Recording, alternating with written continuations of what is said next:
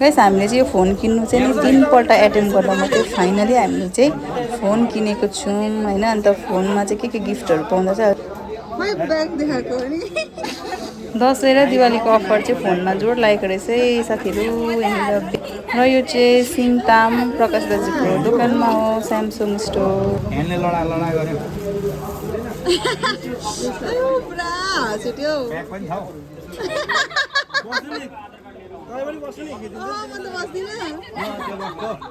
सालीले gift भएको guys अन्त हाम्रो चाहिँ अनबक्सिङ हुँदैछ है दोकानमै। यस्तै हुन्छ सबैको सेल्फी स्टिक यसकै चार्जर हो है सेल्फीको ज्यादा टकै ए मिलिहाल्छ मेरो सेम ए होइन रहेछ टाइप बी हुँदो रहेछ यसमा चाहिँ है पक्रेर उकालो मेरो सेम हो है। यस यहाँ चाहिँ यहाँ दोकानमै अनबक्सिङ भयो इयरबड के हो यो फोन किन्नु मात्रै पर्दा त के पाउँदो रहेछ नि त यहाँ दसैँको अफर यो चाहिँ म लान्छु यस बजाउनु।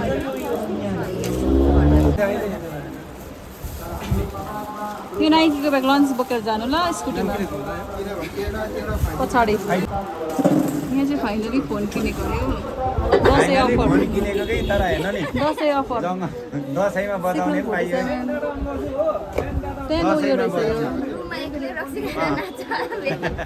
ब्याट्रीवाला हो चार्जवाला अनि ब्याग दसैँमा यसपालि दामी डान्स गरिन्छ नि रुममा त ठुलो बज्छ नि दसैँमा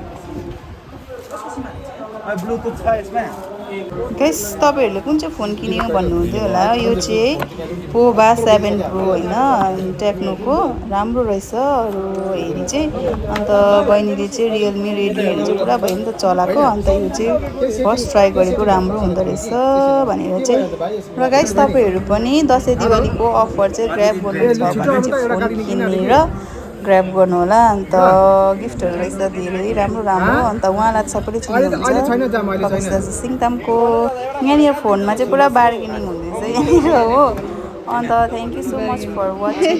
अन्त लाइक कमेन्ट र सेयर फलो पनि गरिदिनु होला। Thank you.